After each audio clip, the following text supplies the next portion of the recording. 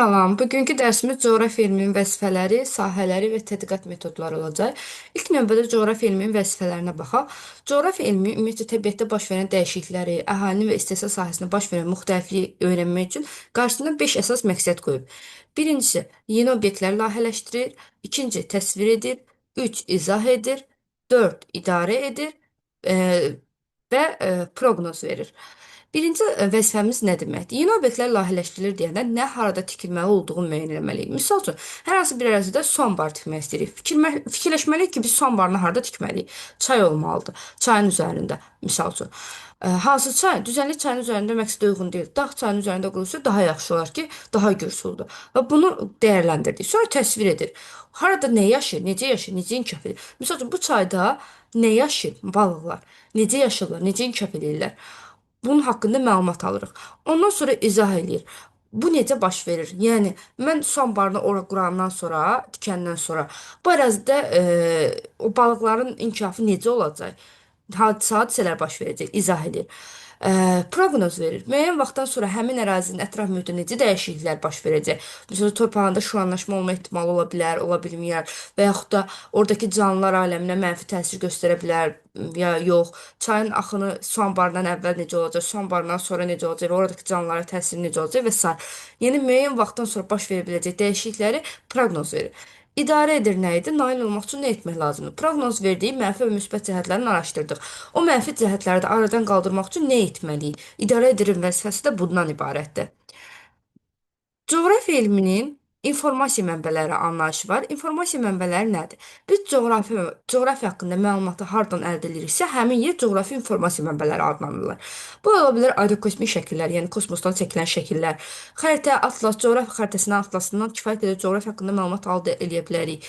Çöl tədqiqatları, ekspedisiya, misal üçün səyyahların səyahəti nəticəsində əldə olunan tədqiqatlar, sorğu kitabları, lüğətlər, məsələn, coğrafi lüğətlər var, oradan əldə edə bilərik. Dövrü mətbuatdan gün ərzində coğrafi sahədə baş verən dəyişiklikləri müəyyən etmək olar. İnternet axtarış sistemlərindən rahat bir şəkildə istədiyimiz anlayışı, coğrafi anlayışı verib məlumat əldə edə bilərik və coğrafi informasiya sistemlərindən, yəni CIS-lərdən, CIS-dəki rəqəmsal xəritələrin tərtibi üçün istifadə olunan bir platformadır.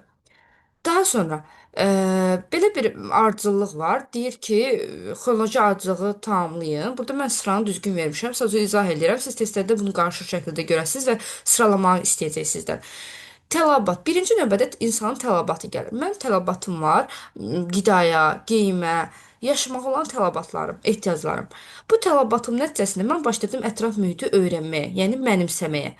Başladım bitkiləri mənimsəməyə, heyvanları mənimsəməyə, öz qida ehtiyatlarımı təmin etmək üçün. Bunları mənimsədikcə onlar haqqında xüsusiyyətlərini öyrəndim və biliklər toplandı. Biliklərin toplanması isə nəticədə həmin sahədə elmin inkişafına səbəb oldu. Ardıcılıq budur. Tələbat, mənimsəmə, öyrənmə, biliklərin toplanması və elmin inkişafı. Daha sonra belə bir ardıcıllıqlar var. Deyir ki, hansı ardıcıllıqdan baş verib hadisələr.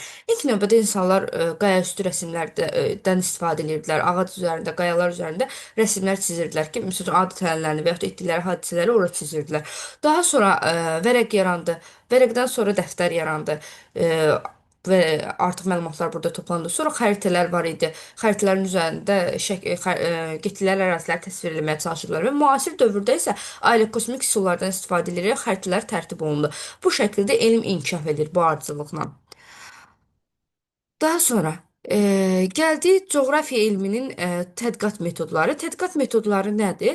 Hər hansı bir elmi öyrənmək üçün onu müəyyən bir metodlar vasitəsilə öyrənməliyik. Coğrafiyanın da özünə məxsus tədqiqat metodları var. Və bu tədqiqat metodları iki yerə bölünür. Ənənəvi tədqiqat metodları və müasir tədqiqat metodları olmaqla. Ənənəvi tədqiqat metodları dörd dənədir. Birinci kartoqrafi tədqiqat metoduna baxaq. Kartoqrafi tədqiqat metodu müxtəlif məzmunlu xəritələr. Məzmun sözü görəsiz açar söz kimi. Müxtəlif məzmunlu xəritələrin təhlilinə əsaslanır. Tarixi metod. İki dənə şəkil verəcək sizə. Şəklin üzərində il verəcək. Misal üçün birində yazacaq nə bilim 1950, birində yazacaq 2020. Deyəcək müqayisə edin. Əgər şəklin üzərində il varsa, bu aid olur tarixi metoda. Əgər şəklin üzərində il yoxdursa, iki dənə şəkli, üç dənə şəkli verib müqayisəni tələb edirsə, oxşar fərqli cəhətlər, bu aid olacaq müqayisə metoduna. Açar sözlər bir dənə qeyd edək ki, yaddan çıxmasın. Kartoqrafikdə əsas açar söz məzmundur. Məzmun. Tarixdə il, mütləq şəklin üzərində illər olmalıdır. İllər yazıram hətta. Müqayisə metodunda oxşar fərqli xüsusiyyət il olmur burada. Oxşar fərqli xüsusiyyət. Və bir də var çöl tədqiqatları metodu, ekspedisiya. Bu metod vasitəsilə səyyahlar ərazidə müşahidələr aparırlar və yaxud da cihazlar vasitəsilə ərazidə məlumatlar toplayırlar, onları təhlil edib və bir sıra qanunlar tərtib edirlər. Misal üçün, hər hansı bir səyyah marşrutunu göstərsələr bizə, bu ekspedisiya metoduna aid olacaq. Yəni tədqiqat metodunun ənənəvi sahələrinə. Bunlar tədqiqatın ənənəvi sahələri idi. Müasir tədqiqat metodları: riyazi statistik, coğrafi modelləşdirmə, coğrafi proqnozlaşdırma, aerokosmik və cinsayətdir. Riyazi statistik metod nədir? Bu coğrafi obyekt və hadisələrin kəmiyyət göstəriciləri əsasında hesablamalar aparılır. Yəni mütləq burada hesablama var. Nə yazacağıq açar söz? Kəmiyyət. Kəmiyyət. Coğrafi modelləşdirmə nədir? Hər hansı bir coğrafi hadisə və ya prosesin modelinin hazırlanması və öyrənilməsinə əsaslanır. Burada modelləşdirmədə model deyəndə, məsəl üçün, vulkan prosesini təsvir etmək üçün vulkan modelini hazırlamaq olar. E, Bu təkcə canlandırmaqdan söhbət getmir. Ola bilər ki, modelləşdirmə metodunda sözlərdən, simvollardan da istifadə edib modelləşdirmə aparsınlar. Yəni təkcə bir obyekt düzəldib onun modelini hazırlamaqdan söhbət getmir. Sözlər və simvollar vasitəsilə də ola bilər. Coğrafi proqnozlaşdırma nədir? Coğrafi proqnozlaşdırma təbii və antropogen təsirlərin nəticəsində konkret ərazidə baş verə biləcək dəyişikliklərin əvvəlcədən müəyyən edilməsidir. Dəyərləndirilir və onun qarşısını almaq üçün tədbirlər görülür. Əvvəlcədən sözünü görəsiz. Əvvəlcədən məlumat verilməsi. Burada isə model. Amma modeldən başqa simvollar və qrafiklərdən də istifadə oluna bilər dedik. Aerokosmik metod kosmik aparatlar vasitəsilə çəkilən şəkillər əsasında ərazinin haqqında məlumat əldə edilir. Kosmik yazıram, yəni kosmik şəkil. Və bir də CIS metodumuz var. CIS metodu nədir? Coğrafi informasiya sistemidir. Müasir informasiya texnologiyaları vasitəsilə coğrafi məlumatların toplanması, işlənməsi və rəqəmsal xəritələrin tərtib edilməsinə əsaslanır. Xəritələr məzmunlarına üst-üstə toplanır və oradan müasir rəqəmsal xəritə tərtib olunur. Növbəti dərslərimizdə bunu izah edəcəm. Bir də xatırladaq ki, CIS termini elmə ilk dəfə 1960-cı ildə Roger Tomlinson gətirib. 1960-cı ildə. Roger Tomlinson. Çünki bu da testlərdə düşür, soruşulur və bilməyimiz məsləhətdir və müasir istiqamətə aiddir. 4 dənə ənənəvi istiqamətimiz oldu, 5 dənə isə müasir metodumuz oldu. Daha sonra keçdik növbəti slayda. Bu metodlara nümunədir bu. Deməli, birinci baxırıq. Ərazidə tədqiqat iş aparırlar, müşahidə edirlər. Bu çöl tədqiqatları metodu ənənəviyə aiddir. Daha sonra ikinciyə baxırıq. Kosmosdan çəkilən şəkildir. Deməli, aerokosmik metoddur. Daha sonra aşağıdakı şəkillərə baxırıq. Bu, iqlim qurşaqlarının yay və qış dövrü üçün yağıntıların miqdarını göstərən bir qrafikdir. Bu qrafikə əsasən görə bilərik ki, misal üçün, Arktik iqlim qurşağında qışda da, yayda da daima yağıntı var və qar şəklindədir bu yağıntı. Və yaxud da mülayim iqlim qurşağında görə bilərik ki, qış ayında yağıntı həm qar şəklində, həm yağış şəklindədir, yay ayında isə yalnız yağış şəklindədir. Baxın, bu coğrafi modelləşdirməyə nümunədir. Modelləşdirmə dediyi həm maket hazırlamaq nə ola bilər? Məsəl üçün, vulkan maketini hazırladım. Həm də simvollar və qrafiklərdən istifadə edərək modelləşdirmədə ola bilər.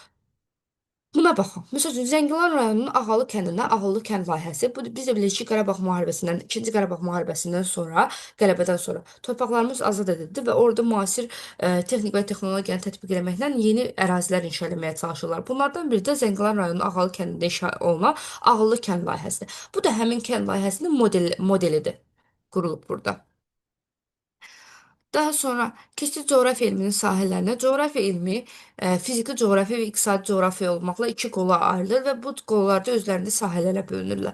Ənənəvi sahələr və yeni sahələr. Birinci yeni sahələrə baxaq. Çünki yeni sahələr daha azdır və bunları yadınızda saxlasanız digərindən ayırd edə bilərsiniz. Fiziki coğrafiyanın yeni sahəsi landşaftşünaslıq və landşaft planlaşdırması. Landşaft nədir? Landşaftşünaslıq nəyi öyrənir? Landşaftların paylanmasını öyrənir. Eynicisinə təbii ərazi kompleksinə landşaft deyilir. Yəni orada bütün xüsusiyyətlər eyni olmalıdır. Riyazi coğrafiya, hesablamalarla bağlı olan hissələrimiz riyazi coğrafiya və fizikiyə aiddir. Coğrafi informasiya sistemləri hər ikisinin oxşar cəhətidir. Buradan belə qoyuram. Həm fiziki coğrafiyanın, həm də iqtisadi coğrafiyanın yeni sahəsidir. Bayaq izah elədim. Və təbiəti mühafizə ekoloji coğrafiya. Ətraf mühitin mühafizəsi məsələləri ilə bağlı olan ətraf mühitin hansı hissələri çiklənib, bunları müəyyən edir. Ekologiya sözünü yadınızda saxlayın, təbiəti mühafizə. İqtisadi coğrafiyanın yeni sahələri hansılardır? Şəhər planlaşdırılması, şəhərlərin salınması, ərazi planlaşdırılması, misal üçün hər hansı sənaye müəssisələrinin salınması, tibbi coğrafiya xəstəliklərin yayılması arealını öyrənir. Baxın, tip onun müalicə üsullarını öyrənirsə həmin xəstələrin, coğrafiya onun yayılma arealını öyrənir. Misal üçün, ilk dəfə Böyük Britaniyada baş verib ki, bu hadisə fosfor çatışmazlığından ərazidə uşaqların hamısının dişi çürüməyə başlayıb və bunu araşdırıblar. Coğrafi yayılma arealı müəyyənləşdirilib. Buna əsasında tibbi coğrafiyanın əsası qoyulub. Daha sonra siyasi coğrafiya, ölkələrin siyasi münasibətlərini, ölkələr arasında siyasi əlaqələri, siyasi təşkilatlar və s. bunlar hamısı siyasi coğrafiya tərkib hissəsinə aiddir. Rekreasiya coğrafiyası da iqtisadi coğrafiyanın yeni sahəsidir. Bu coğrafiya sahəsi istirahət turizm obyektlərinin öyrənilməsi ilə məşğul olur. Bunlar iqtisadi və fiziki coğrafiyanın yeni sahələrdir. Ümumiyyətcə, fiziki coğrafiya dedikdə təbiətlə bağlı olan nə varsa fizikiyə aid götürəcəyik. Əgər yadınızdan çıxsa da budur sahələr.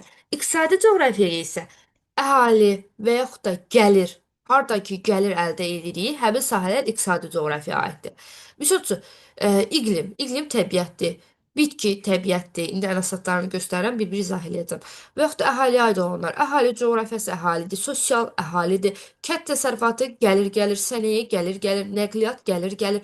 Yəni hardan ki biz gəlir əldə edirik, onlar da iqtisadi coğrafiyaya aiddirlər. Birinci baxacağıq fiziki coğrafiyanın ənənəvi sahələri. Yerşünaslıq. Yerşünaslıq yerin ümumi fiziki coğrafi qanunayyıqlarını ümumi şəkildə öyrənir. Yəni yerdə baş verən bütün proseslərə, həm atmosferdə, həm litosferdə, həm hidrosferdə, həm biosferdə baş verən bütün prosesləri qarşılıqlı əlaqə şəklində öyrənir. Geomorfologiya. Geomorfologiya ilə geologiya elmini qarışdırmırıq. Geologiya coğrafiya kimi ayrıca bir elm sahəsidir. Geomorfologiya isə coğrafiyanın bir qoludur. Geo yer deməkdir. Morfologiya isə quruluş deməkdir. Yer səthində quruluşunu öyrənir. Yəni relyefini. Yerin relyefini. Azərbaycanda yerin relyefini kim öyrənmişdi? Budaqov və Müseyib Müseyibov. Ola bilər testlərdə sual verərlər ki, Azərbaycanda geomorfologiya elminin inkişafına xidmətdə olan alimlər artıq relyefi soruşduğunu bilməliyik və burada Budaqov və Müseyib Müseyibovun adını çəkməliyik. Daha sonra iqlim şünaslığı iqlimlərin yayılması arealını öyrənir. Hansı iqlim qurşağında hansı dəyişikliklər baş verir, hansı məsələn yayda necə olur yağıntısı, qışda necə olur yağıntısı və ya da il boyu burada hansı proseslər müşahidə olunur. Bunları öyrənir. İqlim şünaslıq və bitki şünaslıq elminin banisi Alexander Humboldtdur. O Ant dağlarında tədqiqat apararkən bu elmlərin əsasını qoymuşdu. Bitki coğrafiyası da bitkilərin yayılma arealını öyrənir. Məsəl üçün, dağ ətəyindən zirvəsinə doğru bitkilər necə yayılır və ya da üfüqi zonallığa uyğun olaraq bitkilər necə yayılır. Hidrologiya. Hidro su deməkdir. Su sözündə logiya isə elm, logos isə elm deməkdir. Su sözünü yadımızda saxlamaq. Hidrologiya quru sularını öyrənir. Quru sularını. Quru sularına nələr aiddir? Çaylar, göllər, yeraltı sular, buzlaqlar, bataqlıqlar və bunların öyrənilməsi ilə bağlıdır. Bir də var okeanologiya. Okeanologiya isə sırf okeanları öyrənir. Okeanların quruluşu, tərkibi, orada baş verən hər şey haqqında məlumat okeanologiya elmi öyrənir. Daha sonra gəlir torpaq coğrafiyası elmi. Torpaq coğrafiyası elminin banisi Dokuçayevdir. Dokuçayev Rusiyanın deməli qərb hissəsində Şərqi Avropa düzənliyində tədqiqat apararkən orada torpaqların dəyişikliklərini müəyyən edir. Xüsusən də qara torpaqlar üzərində tədqiqat aparır orada. Dokuçayev torpaq coğrafiyası elminin banisidir. Dokuçayev. Okeanologiya elminin banisi də 1872-1876-cı illərdə Challenger tədqiqat gəmisi səyahətə çıxır. 4 il ərzində çoxlu məlumatlar toplayırlar və bunun əsasında okeanologiya elminin əsası qoyulur. Kartoqrafiya xəritələrin çəkilməsinə məşğul olan elmdir. Bu elmin əsası da Mercator'un adı ilə bağlıdır. 1569-cu ildə Mercator atlas düzəldir. Müxtəlif məzmunlu xəritələri bir araya toplayır və bunun ilə də kartoqrafiya elminin əsası qoyulur. Geomorfologiyanın Azərbaycanda əsas oldu. Budaqov, Müseyibov. İqlimşünaslığın və bitki şünaslığın dünyada əsası qoyuldu Alexander Humboldt tərəfindən. Azərbaycanda iqlimləri öyrənən isə Ənvər Şıxlinski və Əli Abbas Medasadə oldu. Hidrologiya quru suları idi. Azərbaycanda quru sularını öyrənən, hidrologiyanı öyrənən, yəni Salih Rüstəmov və Fərdə İmanovdur. Daha sonra keçdik. Torpaq coğrafiyası Həsən Əliyev, Məmməd Salıyevdə Azərbaycanda öyrənən. Bunların hamısını qeyd elədik. Keçdi iqtisadi coğrafiya. İqtisadi coğrafiya, sənaye coğrafiyası, sənayenin yerləşməsi prinsiplərini öyrənir. Kənd təsərrüfatı coğrafiyası. Məsələn, mən burada hər hansı bir bitki sahəsini inkişaf etdirmək istəyirəm. Görüm mənim bitkim bu təsərrüfata uyğundurmu? Bu torpaqda əksəm həmin bitkini yetişdirə bilərəmmi? Bax bu kimi amillər təkcə kənd təsərrüfatında bitkiçilik deyil, həmçinin heyvandarlıq istiqamətində öyrənir. Nəqliyyat coğrafiyası, nəqliyyatın sıx yerləşməsi, burada yarada biləcək problemləri, harda nəqliyyat sıx yerləşir, harda seyrək yerləşir, bura əhali amilini, relyef amilini, hər bir şeyi nəzərə alır. Sosial coğrafiya, əhalinin sosial mədəni xidmət göstərilən sosial mədəni xidmətlər nəzərdə tutulur. Təhsil, səhiyyə, tibb və sair hamısı nəzərdə tutulur. Tibb elə səhiyyədir və digər xidmətlər nəzərdə tutulur. Əhali coğrafiyası, əhalinin yerləşməsi, əhalinin yayılması, əhalinin tipləri, misal üçün hansı hissədə əhali daha sıxdır, hansı hissədə əhali daha seyrəkdir və bu kimi məsələləri öyrənir, əhali ilə bağlıdır. Digərlərini isə izah elədik. Bunlar fiziki və iqtisadi coğrafiyanın ənənəvi və müasir sahələrdir. Müasir sahələri öyrənmək asandır, çünki azdır. Ənənəvi sahələr isə artıq təbiət və gəlir əldə etmə istiqamətinə ard eləyə bilərik. Daha sonra, coğrafiya elmi hansı elmlərlə qarşılıqlı əlaqədədir sual düşə bilər. Coğrafiya elmi fizika ilə, kimya ilə, biologiya ilə, ekologiya ilə, tarixlə, riyaziyyatla qarşılıqlı əlaqəsi var. Misal üçün, fizika elmi ilə necə əlaqəsi var? Təzyiq elementi fizikada var, fizikadan gəlir. Atmosfer təzyiq anlayışı var. Küləyin sürəti anlayışı var, gücü anlayışı var. Sürət, güc fizikadan gəlir. Zəlzələnin gücü anlayışı var. Güc sözü fizikadan gəlir bu terminlər. Fizika ilə əlaqəlidir. Kimya ilə necə əlaqəsi var? Maddələr və suxurlar. Kimyada bunu öyrənir, coğrafiyada da maddələr və suxurlar haqqında məlumat verdiyinə görə kimya elmi ilə əlaqəsi var. Məsələn, litosfer bölməsində maddələr və suxurlardan danışırıq. Biologiya ilə necə əlaqəsi var? Bitki və heyvanlar aləmi. Baxın, bunların fərqi nədir? Biologiya və bitki və heyvanlar aləmi necə inkişaf elədiyini öyrənirsə, coğrafiya elmi həmin bitki və heyvanlar aləminin harada yayılmasını öyrənir. Kimya elmi bu suxurların necə yaranmasını öyrəndiyi halda, coğrafiya elmi həmin suxurların, misal üçün, çölmə suxurlar harda yayılır, qranit suxuru harda yayılır, nə bazalt suxuru harda yayılır, yayılma arealını öyrənir. Ekologiya elmi, ekologiya demək, ətraf mühitin, orqanizmlərin və ətraf mühitin qarşılıqlı əlaqəsini öyrənir, coğrafiyanın, ekologiyanın əlaqəsini və insan fəaliyyətinin biosferə təsirini öyrənir. Ekologiya ətraf mühitin mühafizəsi məsələlərini öyrənir. Coğrafiya isə ətraf mühitin harda çiklənməsini öyrənir. Yəni yayılma arealı. Fərq buradadır. Məsələn, riyaziyyat elmi ilə, onun hesablamaları ilə bağlı olan hissələrdə əlaqə, tarix elmi ilə, məsələn, coğrafi səyyahların səyahət illəri, hansı ildə hansı hadisə baş verdi, mühüm hadisələr baş verdi, bunları öyrənir. Daha sonra 9-cu sinif dərsliyində belə bir diaqram var, müdavimlərə aiddir. Deməli, musson küləklərinin yaranma səbəbini izah edir. Musson küləkləri necə yaranır? Musson küləkləri ildə istiqamətini 2 dəfə dəyişən küləklərdir.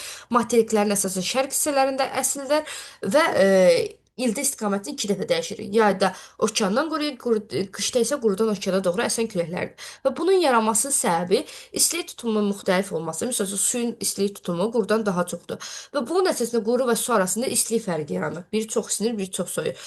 Və quru və su səthi üzərində havanın temperaturunun müxtəlifliyi yaranır. Havanın temperaturu necə isinir və yaxud da soyuyur yer səthinə. Su daha çox isinsə havada isinəcək, su daha çox soyuq olsa havada soyuyacaq. Yəni havanın temperaturuna təsir edir və müxtəliflik yaranır. Havanın temperaturundakı müxtəliflik nəticəsində havanın sıxlığı arasında müxtəliflik yaranır. Və sıxlıq da ki, atmosfer təzyiqinə səbəb olur. Atmosfer təzyiqində müxtəliflik musson küləklərin yaranmasına səbəb olur. Və bunlar da əsasən fizika elmi ilə qarşılıqlı təsirdədir. İstilik tutumu fizika elminin terimidir. İstilik fərqi istilik ümumiyyətlə fizika terminindən gəlir. Havanın temperaturu, temperatur anlayışı, sıxlıq anlayışı, təzyiq anlayışı. Bunun coğrafiya elmi ilə fizika elmi arasında qarşılıqlı əlaqəsini izah edir. Daha sonra keçdik belə bir suala. Onun sinif dərsliyindəndir bu sualımız. Bu fiqurlar adlanır Platon fiqurları. Platon sözünü Pifaqorla qarışdırmağa çalışacaqlar testlərdə. Pifaqor görüb çaşasınız. Pifaqor yerin kürə formasında olması fikir olaraq sübut edən alimdir. Bu fiqurlar isə aiddir Platona. Qədim Yunan filosofu idi Platon. Həndəsi fiqurları kainat və yer və təbiətlə əlaqələndirməyə çalışmışdı. Məsələn, dördküncü torpağa bənzətmişdi. Odu alıb qalayanda hündür görünmür, üçbucaq formasında bu şəkildə odla bənzətmişdi. Fiqurları öyrənməyə ehtiyac yoxdur. Sadəcə bilin ki, bu fiqurlar Platon fiqurları adlanır. Bugünkü dərsimiz isə bu qədər.